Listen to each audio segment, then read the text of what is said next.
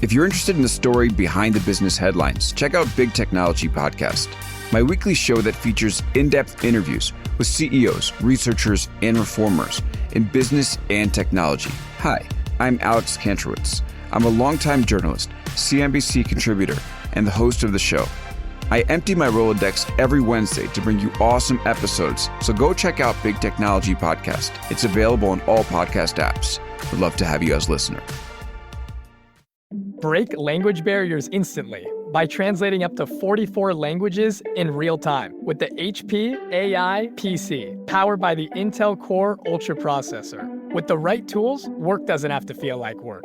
Learn more at hp.com/AI PC.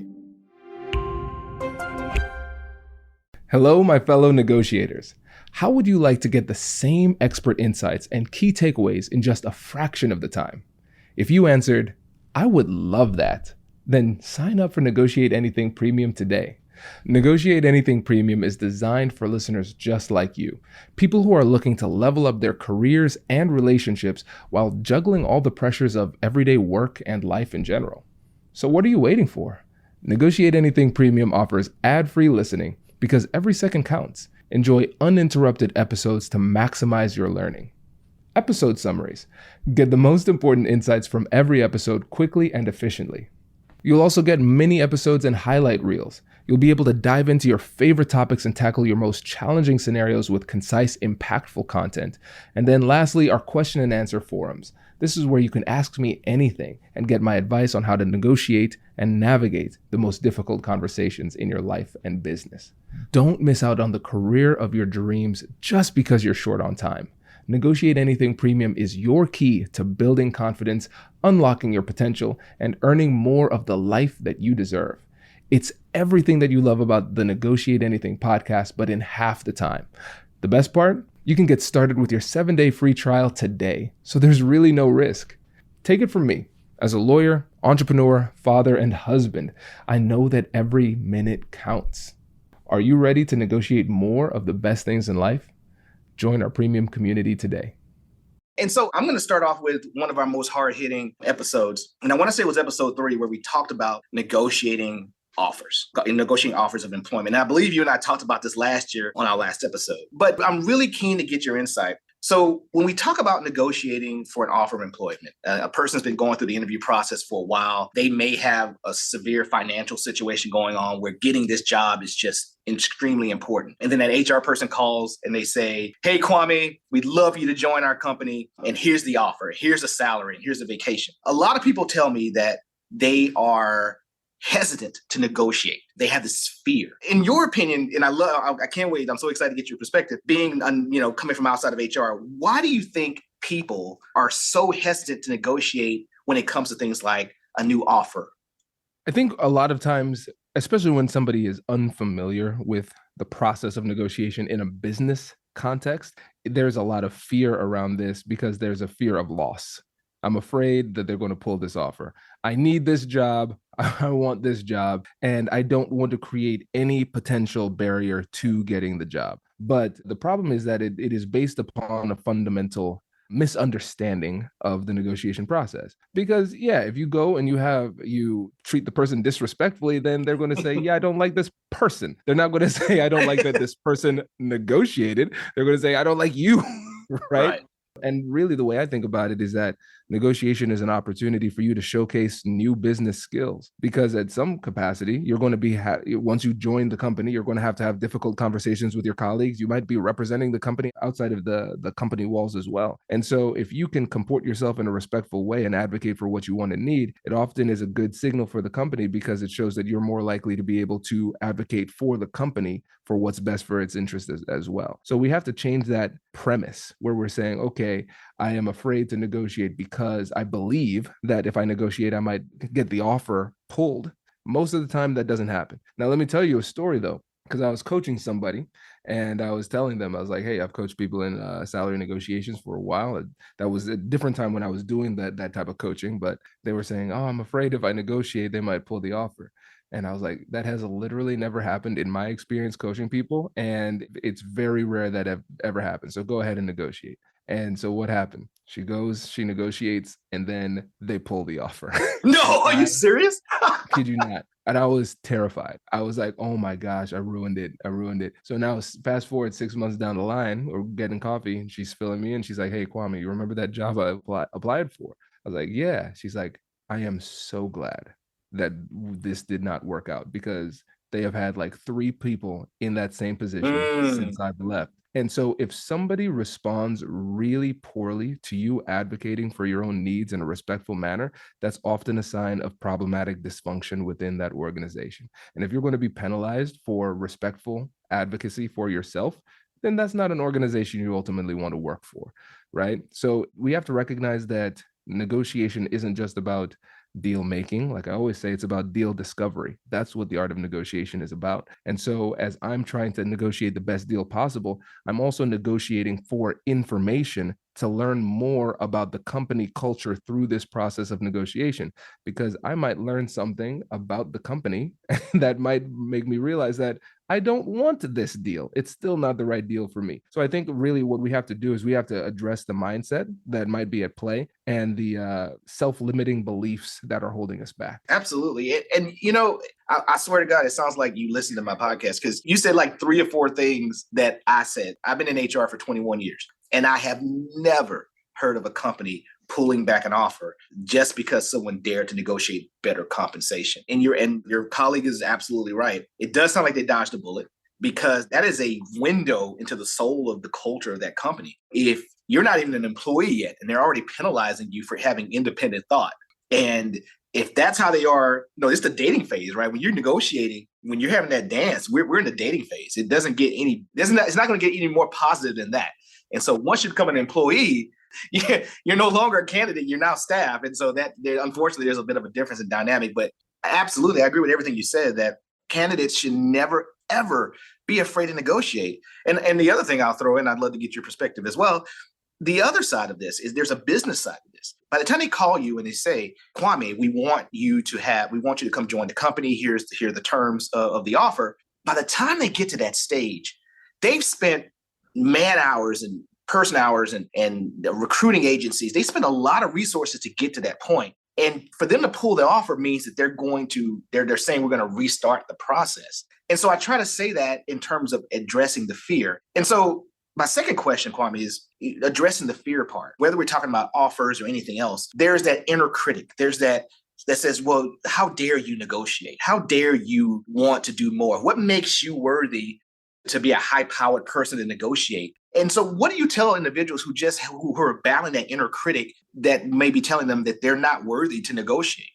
Well, the first negotiation we have to have with ourselves, which sounds trite because people say that all the time, but let's actually talk about it, because I think if we just ignore that voice and like push it down, it doesn't go away. We actually have to wrestle with that. So voice, tell me about this. You think I shouldn't negotiate? Let's go deeper. Well, why? We have to figure out why we have that belief. And it's going to be different for different people, because one of the things that I see a lot, and I see this a lot of times with women and people of color, there's a bit of survivorship bias where they say to themselves, or survivorship guilt, let me say, survivorship guilt. So it's like, I have this opportunity. I know the statistics for people like me. People like me don't get opportunities like this. And then who am I to get this great opportunity and then ask for more when so many other people who are like me don't get this opportunity? So am I being greedy? And isn't it almost disrespectful for the other people who are not in this position for me to then ask for more? And so I think there's a lot of that, especially for people you might be a first generation college student, for example. It's like, okay, I'm the first person to even go to college. This offer right now, this offer that I have is 3 times more than both of my parents combined. And I'm supposed to negotiate more? That's ridiculous, right? And so we all have to figure out what is leading to the performance gap, what mindsets are leading to the performance gaps. Whenever I kind of use that as a potential point for explanation for them, for my coach, the people that I'm coaching, and I say, hey, is this something that you're going through? And they say yes. I say, all right, cool. So here's the way I want you to think about it. You have like an avatar for somebody else who should be doing better and you feel bad about that, right? Well, cool. Well, how about this? You negotiate for more, and then you donate as much as you can. Absolutely. Right? That's it. You think somebody else needs some money? You want to help other people? Fine. Then I trust you to make that decision a little bit more than the big company with deep pockets, right? And so when they change their mindset, they say, oh, I didn't think of it that way. Because if you are struggling because you're thinking about other people who are less fortunate or disadvantaged in some kind of way, you're doing them a disservice by not putting yourself in a position of power and wealth. Because if you have a position of power and wealth, then you're in a position where you could be a better advocate and help other people, right? But instead I say, man, if I negotiate for 100K more, then that's kind of disrespectful. Okay, well now nobody has it. Now none of us have it. Okay, you're just helping somebody else. So I think it just, when you start to actually engage with that voice, then you can see the flaws more clearly, and you can figure out what new beliefs you need to put in place in order to lead to better performance. Absolutely. You read my second book when I talk about helpful fictions. Right? These are beliefs that may or may not be true, but I choose to believe it because it is helpful in this situation, because it elevates my performance. Cool. I don't feel like I deserve this. Well, I'm going to then turn this into a negotiation where I'm advocating for somebody else who I do feel like deserves it. Hey, listeners, I have a quick question. How long does it take you to get through an episode of Negotiate Anything? If you're like me, it could be a day or two, simply because life and other work responsibilities get in the way. If you can relate, not to worry, I have the perfect solution. Join Negotiate Anything Premium to level up your negotiation skills in half the time. With ad-free listening, episode summaries, and mini episodes that are exclusive to Premium, you can get your favorite expert insights in 10 minutes or less. Not only will this save you time, but it makes preparing for your difficult conversations just that much easier. Just download a quick mini episode or a key takeaway guide, and you're on your way to negotiating more of the best things in life. Here's what you get when you join Premium. First, ad-free listening. No more interruptions, just pure, focused learning. Episode summaries and quick worksheets. Quickly absorb the key insights and expert strategies with ease. Mini episodes and highlight reels. Get concise, powerful content on your favorite topics, which are perfect for those on-the-go moments. Question and answer forums where you can ask me anything and get my expert advice on any of the difficult conversations you're having, whether it's at work or at home. And you'll get all of this for less than $10 per month. So what are you waiting for? Take my word for it. As a CEO, father, husband, entrepreneur, and more, this is the best way to get your professional development journey in less time. Start your risk-free 7-day trial today. I'll catch you. Introducing the HP AI PC, your powerful AI assistant. Easily search through personal files, gain valuable insights, and make smarter, more informed business decisions. Unlock the future of work today with the HP AI PC, powered by the Intel Core Ultra processor. With the right tools, work doesn't have to feel like work. Learn more at hp.com/AIPC.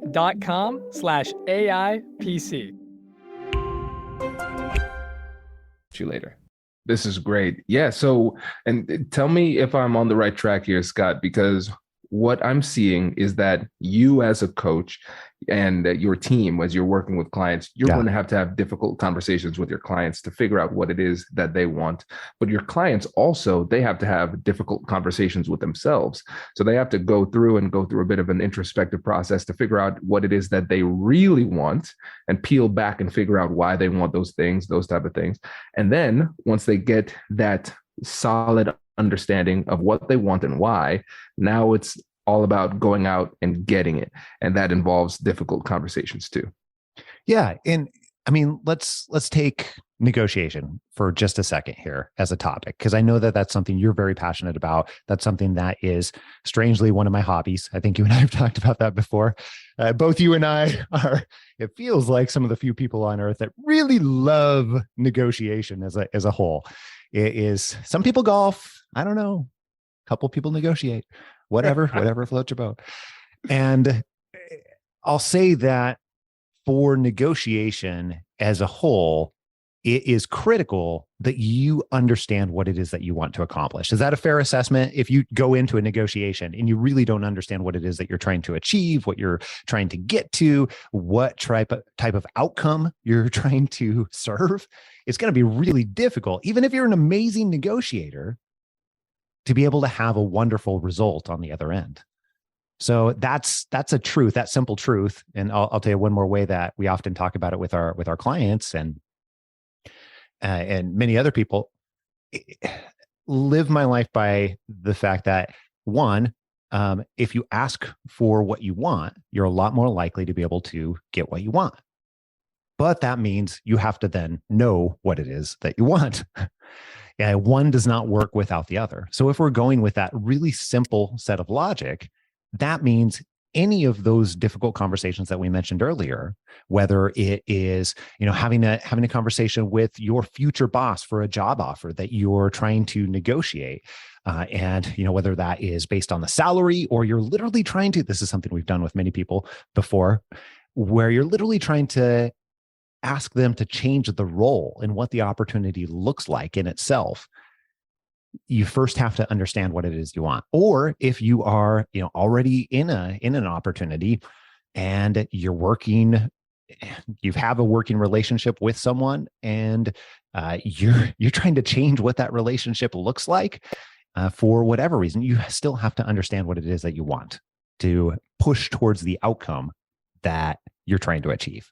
One, again, does not work with the other. And we can go and delve into how that might happen through job offer negotiation or any of those other scenarios or situations, how those difficult conversations might look and how it might be different than what most people think should happen there. Yeah. Well, before we get into the tactics of like the specific conversations, I want to spend a little bit more time going into the introspection portion, because I think a lot of people will say, okay, yep, I get it. I need to know what I want and I need to know why I want it. But the fact that people, like the majority of people listening, would say, yeah, got it. Yeah, I'll do that. But then again, we don't do that, right? Even though there's the recognition that it's something that should be done, we recognize that we don't do it frequently enough.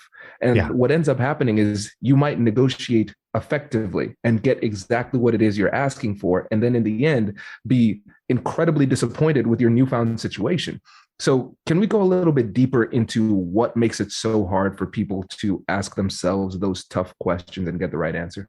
Absolutely. One of the things that we talk about extensively in the book is 5 obstacles that stop people from getting to what they want, that stop people from getting to what we call meaningful and fulfilling work. And one of those particular obstacles is what we call the restaurant with no menus. Okay, so here's what I mean by that. Imagine for a second that you walk into a restaurant. Maybe Kwame, it's you and Whitney. You walk into a restaurant, you sit down, it's date night, and it's a brand new restaurant. You've never been there before. You're feeling adventurous. So you go in, you sit down, and maitre d' shows up and says, hey, you know what? Your waiter will be with you here in a moment, but just know that we can make you anything that you want. Anything. Absolutely anything that you want. Okay, so here's the thing. First of all, that might sound a little bit scary or a little bit intimidating, but you're feeling adventurous, Kwame, so you go ahead and roll along with it. One of the things that we think about here is restaurants would never, ever do that. They would never, ever do that. Instead, they have a menu, they have a reader board, they have all of these different ways to communicate what it is that they offer. And the reason that they would never, ever do that is it would kill sales drastically. And even though they can make you anything that you might possibly be able to ask for, there's still some serious limitations there. Number one is that is overwhelming. If they can do anything, oh my goodness, like that is talk about, like when you go to the Cheesecake Factory or someplace like that has this massive menu, is like a book that, might damage something if you drop it on the table too hard. Well, the challenge there is there's just so many things, it's difficult to nail it down. But what if we took from cheesecake menu size to infinite size? It's nearly impossible to be able to limit it down.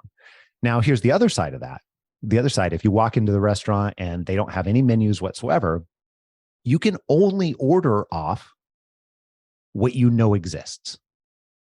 What that means is if you don't know that they can make a 9-layer dip and you've never had a 9-layer dip before that has, all the onions and salsa and whatever else is on a 9-layer dip. I don't even know what's on a 9-layer dip. But if you've never had that before, then it's going to be impossible for you to order it. And that is one of the biggest challenges as it relates to different types of clarity or understanding what you want. Because if you haven't seen it, if you haven't had exposure to that before, it's impossible to order, even if it's going to be great for you. And we find that the same thing is true for your career. The same thing is true for your career or anything else that you might want in your life. If you haven't had exposure to that before, it's going to be impossible for you to have it on your menu, which means that it's not just a problem of defining and choosing what it is that you want. It's also a problem of exposing yourself to what is going to be possible for you. So that in itself is a little bit of a catch-22, as you might imagine, right? So if you run a restaurant, first of all, get some menus. And second of all, we can talk about how to work through that. Yeah, I love that metaphor because you run right into the paradox of choice. If you have too many options, then you're just not going to make a selection and you're going to feel bad about it in the process. Yeah. Just too so many emotions. Yeah. So let's say people are in that position because it's, and this is one of those things. If you're in that privileged position where you live in a country where you have so many options, it's a blessing and a curse. What can you do? Anything. Well, that's a lot, right? So when you run into that, how do you help people work through that? Yeah. And you make a great point too here. There are portions of the world where people don't have those types of options, but in more and more of the world, with every day that passes, more options become available. So what do you do when you are in that very privileged situation? Well, I'll share one thing first. Part of the reason that we created the Happen to Your Career podcast the way that we did, we chose very early on to be able to, we actually don't talk about this on the show frequently at all, but in how we tell the stories, part of what we're doing is trying to provide exposure to how everyday people in many different ways achieve nearly impossible, what most people would consider to be impossible types of career changes on their way to meaningful work. And the reason that we do that is that exact problem that we just discussed, the restaurant with no menus. If you don't have exposure to it, you're not going to be able to do something about it. So the reason I'm sharing that, though, is because it points out that part of what you're going to need to do is expose yourself to people and stories and even potentially professions and industries that you suspect you might want, but don't fully know what is out there. Now, here's something that is a misconception as it relates to careers. Many people get frustrated with their career in one way or another, and they want to throw in the towel. They want to completely change. We've had thousands and thousands of conversations at this point where people are like, yeah, I have been a director of marketing and I need to no longer be in marketing. And they're ready to throw out the baby with the bathwater in so many different ways. And we might work with them. And I'll share one story really quick here. We worked with Erica, actually, who came to us in that exact situation where she was a director in marketing and had a pretty bad experience in her last organization. So she's like, I need to get away from this. I need to completely move on. I don't know what it's going to be. I have no idea where we're going to go with this, but I know it needs to be drastically different than what it is. So she's ready to entirely change. And in Erica's case, one of the things that we have realized is that she just didn't have exposure to how marketing might look differently to be able to serve her strengths. So instead of saying, okay, all right, we're now going to shift you into HR, because that's the obvious solution somehow, we are then, no, we're not going to shift her to HR at all. This wasn't our first rodeo. So what we did was we took Erica and he said, okay, let's first establish what you know already that you want your career to look like? What are the parts and pieces that you must have in your career? And by the way, we use a tool that we call the ideal career profile. And it's actually very simple. And the reason we use it is because when you think about meaningful work, and you think about if you want more meaningful work that also compensates you very well, and that's the outcome that you want, then the challenge is not just exposure. The challenge is that that's a complex problem.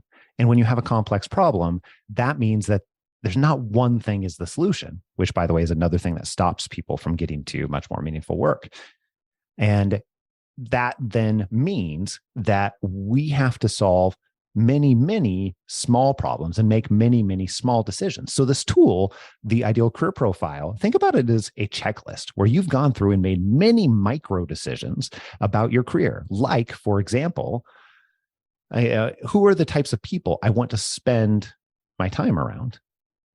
Because, by the way, if I know who those people are, I might be able to go find organizations that have more of those types of people, because I'm spending a good chunk of my life working with, potentially coworkers. And then what do I want to do for my financial goals? Because my work, as much as I might try to, I can't separate out work from the rest of my life. They are mutually dependent. And so if I can go through and decide and make these micro decisions on all of these different areas that impact both my work and the rest of my life, then I can put those together and create what we call an ideal career profile, and think about that just as a checklist of what you must have and what creates your personal version of extraordinary. Okay, so that's the approach that we use. Now, fast forward, let's come back to Erica's story. One of the things that we realized as we did that was everything she was putting on there actually fit really nicely with marketing. It's just she didn't have the flexibility or autonomy that she really wanted, which, by the way, leads us into some of those conversations that we were mentioning earlier.